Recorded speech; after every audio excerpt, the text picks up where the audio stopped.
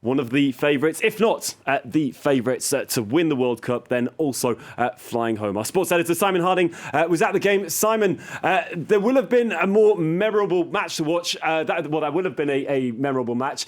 There were tears on both sides today, understandably, from the Brazilian fans to the team in shock, really, after Marquinhos hit that post. Yes, talk about one of the most dramatic days of football with one of the most incredible climaxes ever. Yes, tears on both sides. We actually tried to speak to quite a few Brazilian fans after the game who actually refused to speak to us. You know, they were staring into nothing. They just couldn't come to terms with what happened. And there's reason for that. With 4 minutes to go, you're thinking Neymar, with virtually the last kick of the first period of extra times, won the game for them. And then Petkovic with a huge stroke of fortune, you've got to say, with Croatia as a first shot on target, if I'm not mistaken, gets the equalising goal.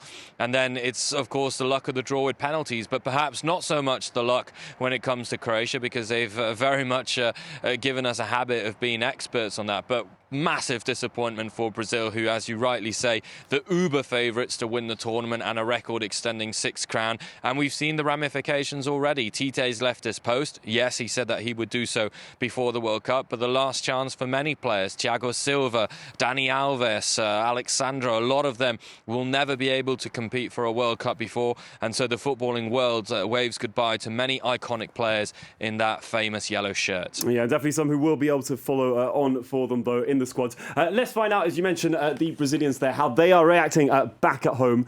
Our correspondent Tim Vickery joins us now from Rio de Janeiro. Tim, the country was expecting a lot more from Tite and his men tonight.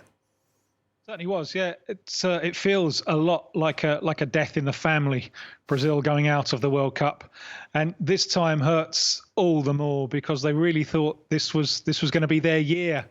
Instead of which, yet again, when they meet a European side in the knockout phase, that's the moment that it's all over. But it's so cruel today because during the game they had all the chances, bar that late one. I found it a gripping spectacle because I thought both teams answered the questions that were put before them. It was frustrating for Brazil because Croatia were able to hang in there. Their experience of their midfield, able to read the game, the goalkeeper doing well when called upon. Can Brazil find a solution? Can Neymar raise his game? Neymar not fully fit. The centre forward, Richarlison, not fully fit, clearly. Can Neymar find something? Yes, he could. What a special goal that was. A brilliant goal. The quick combinations with Rodrigo and Lucas Paquetá, and he's taken the ball all the way through the centre of the Croatian defence to score a magnificent goal. So then the question is for the Croatians, can you possibly come back from that in extra time? Yes, they could. Now, there'll be a dressing room inquest in Brazil. This team, which has proved so defensively solid, how on earth, after bringing on the defensive midfielder, Frege, to tie down exactly the area of the field where the Croatian move was born, how on earth were Brazil caught on the counter with just 4 minutes of extra time to go? So lots of questions in the post-mortem, but for the moment, it's a country which is drying its tears. Yeah, drying its tears, which will surely take a little bit of time. We've got a photo just here of a young Croatian fan who managed to get onto the pitch to console Neymar after the game. The coach, Tite, he's out now. He's far from being the first manager, of course, to hand in his notice in the World Cup. But how have Brazilians reacted overall to his campaign over in Qatar? Now, everything that he does comes in for criticism. And even the way he ties his shoelaces is going to be criticised now. I'll tell you what he's really getting stick for at the moment. At the end of the game, Brazil have lost on penalties. He walks off the field. He wasn't on there with his players. And that is going down very, very badly. He's saying, no, it wasn't my place to be there. I'm not there when we win. I'm not going to be there when we lose. But what a lot of the Brazilian public would like is to see him crying and humiliated on the field in order for him to be forgiven.